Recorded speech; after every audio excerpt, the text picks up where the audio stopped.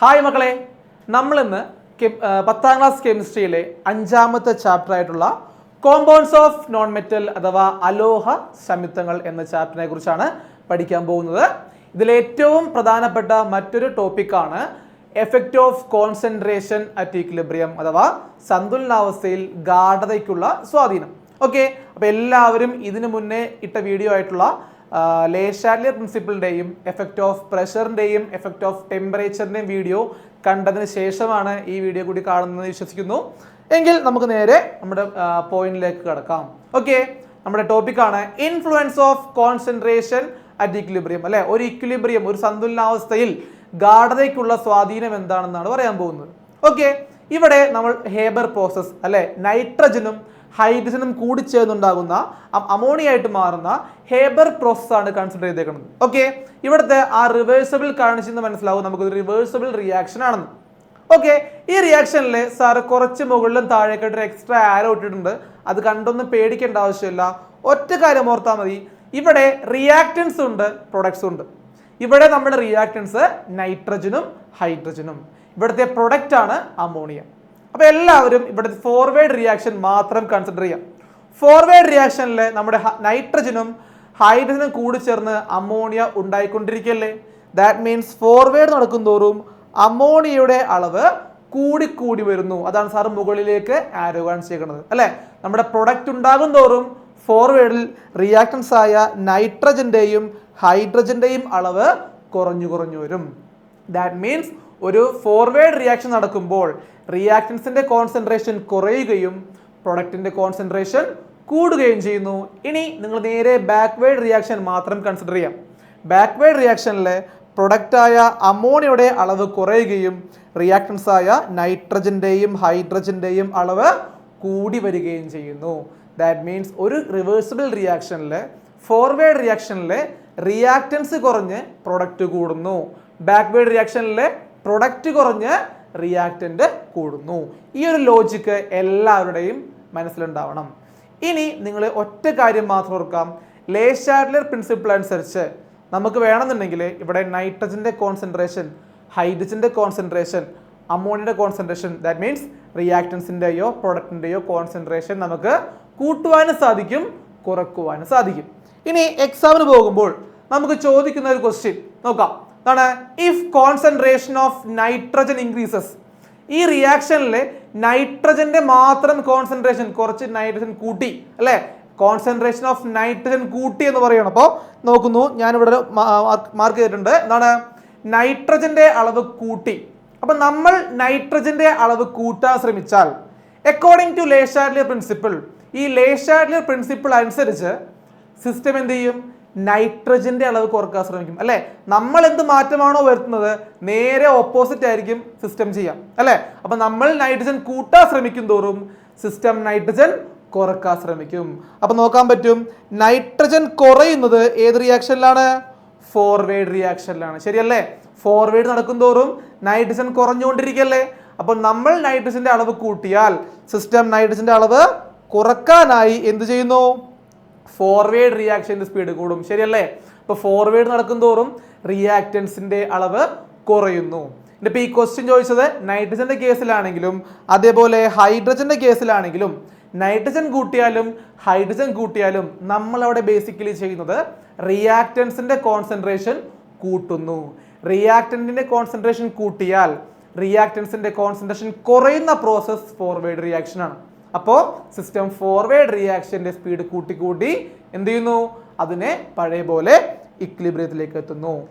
നോക്കാം, according to Leh ഷാഡ്ലിയർ principle, അതായത് നൈട്രജന്റെ concentration കൂട്ടിയാൽ ലേ ഷാഡ്ലിയർ പ്രിൻസിപ്പിൾ അനുസരിച്ച് സിസ്റ്റം ട്രൈസ് ടു എന്താണ്, decrease the concentration of nitrogen അല്ലെ. അപ്പൊ നൈട്രജൻ ആണെങ്കിലും ഹൈഡ്രജൻ ആണെങ്കിലും നമ്മൾ കൂട്ടിയാൽ സിസ്റ്റം എന്ത് ചെയ്യും, അവരുടെ കോൺസെൻട്രേഷൻ കുറക്കാൻ ശ്രമിക്കും. ഫോർ ദാറ്റ്, അതിനായി it increases the rate of forward reaction. നമുക്ക് നോക്കിയാൽ മനസ്സിലാവും, റിയാക്റ്റൻസിന്റെ അളവ് കുറയുന്നത് പുരോപ്രവർത്തനത്തിലാണ്. അതിനായി എന്ത് ചെയ്യും, പുരോപ്രവർത്തനം വേഗത്തിലാക്കി നൈട്രജൻ അല്ലെങ്കിൽ ആ നൈട്രജനോ ഹൈഡ്രജനോ ആ റിയാക്റ്റൻസിന്റെ കോൺസെൻട്രേഷൻ കുറച്ച് കൊണ്ടുവന്ന് പുതിയൊരു സന്തുലനാവസ്ഥയിലേക്ക് എത്തുന്നു. പിടികിട്ടിയോ? ഇവിടെ ഞാൻ പറഞ്ഞേക്കുന്നത് നൈട്രജന്റെ കേസിൽ മാത്രമാണ്. പക്ഷെ നൈട്രജൻ ആണെങ്കിലും ഹൈഡ്രജൻ ആണെങ്കിലും പ്രോസസ് സെയിം തന്നെയാണ്. കാരണം എന്താണ്, അത് രണ്ടും റിയാക്റ്റൻസ് തന്നെയാണ് അല്ലേ. അപ്പോൾ ഒരു റിവേഴ്സിബിൾ റിയാക്ഷനിലെ റിയാക്റ്റൻസിന്റെ അളവ് കൂട്ടിയാൽ റിയാക്റ്റൻസിന്റെ അളവ് കുറയുന്നത് ഏത് റിയാക്ഷനിലാണ്? ഫോർവേഡ് റിയാക്ഷനിലാണ്. അപ്പൊ അതിന്റെ ആൻസർ ആണ് rate of forward reaction increases. ഇനി ചിലപ്പോൾ എക്സാമിന് നേരെ ഓപ്പോസിറ്റ് ക്വസ്റ്റ്യൻ ചോദിക്കും. കണ്ടോ, ഇവിടെ concentration of nitrogen decreases. In case നൈട്രജനോ ഹൈഡ്രജനോ ഡിക്രീസ് ചെയ്യുന്ന കേസാണ് അവിടെ പറഞ്ഞതെങ്കിൽ, ഓക്കെ, ഈ കേസാണ് പറഞ്ഞതെങ്കിൽ നേരെ ഓപ്പോസിറ്റ് നോക്കാം. നമ്മൾ നൈട്രജന്റെയോ ഹൈഡ്രജന്റെയോ കോൺസെൻട്രേഷൻ കുറച്ചാൽ സിസ്റ്റം എപ്പോഴും നമ്മൾ നേരെ ഓപ്പോസിറ്റ് ചെയ്യുള്ളൂ അല്ലേ. അപ്പോൾ സിസ്റ്റം എന്ത് ചെയ്യും? നൈട്രജന്റെയോ ഹൈഡ്രജന്റെയോ കോൺസെൻട്രേഷൻ കൂട്ടാൻ ശ്രമിക്കുന്നു. ഇനി ക്വസ്റ്റ്യൻ നോക്കാം. If concentration of nitrogen decreases, nitrogen കുറച്ചാൽ സിസ്റ്റം നൈട്രജൻ കൂട്ടാൻ ശ്രമിക്കും. ഇനി നോക്കാം, നൈട്രജന്റെ അല്ലെങ്കിൽ ഹൈഡ്രജന്റെയും അളവ് കുറയുന്നത് എവിടെയാണ്? കൂടുന്നത് ബാക്ക്വേർഡ് റിയാക്ഷനിലാണ് അല്ലെ. അപ്പൊ നമുക്ക് നോക്കാം, it increases the rate of backward reaction. Clear ആണോ? അതായത് റിയാക്റ്റന്റ് ആയ നൈട്രജന്റെയോ ഹൈഡ്രജന്റെയോ അളവ് നമ്മൾ കുറച്ചാൽ സിസ്റ്റം നേരെ ഓപ്പോസിറ്റ് ചെയ്യും. സിസ്റ്റം എന്ത് ചെയ്യും?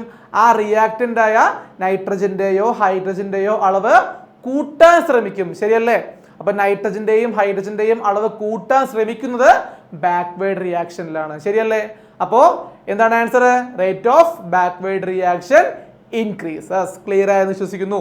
അപ്പോൾ ഞാൻ നൈട്രജനും ഹൈഡ്രജനും മിക്സ് ചെയ്ത് പറഞ്ഞത് രണ്ടാണെങ്കിലും നമ്മൾ ഓർക്കേണ്ട ഒരൊറ്റ കാര്യമുള്ളൂ, റിയാക്റ്റൻസ് കുറയുന്നത് ഫോർവേഡ് റിയാക്ഷനിലും റിയാക്റ്റൻസ് കൂടുന്നത് ബാക്ക്വേർഡ് റിയാക്ഷനിലുമാണ്. നമ്മൾക്ക് ക്വസ്റ്റ്യൻ വരുമ്പോൾ നേരെ ഓപ്പോസിറ്റ് ആണ് നമ്മൾ എന്ത് ചെയ്യുന്നത്? ചിന്തിക്കേണ്ടത്. ക്ലിയർ ആണെന്ന് വിശ്വസിക്കുന്നു. എങ്കിൽ നമ്മളിപ്പോൾ റിയാക്റ്റൻസിന്റെ കേസ് പറഞ്ഞില്ലേ, ഇനി നമുക്ക് പ്രൊഡക്റ്റിന്റെ കേസ് നോക്കാം അല്ലെ. ഇവിടെ നൈട്രജനും ഹൈഡ്രജനും കൂടി ചേർന്ന് ഉണ്ടാകുന്ന പ്രൊഡക്റ്റ് ആണ് എന്ത്? അമോണിയ.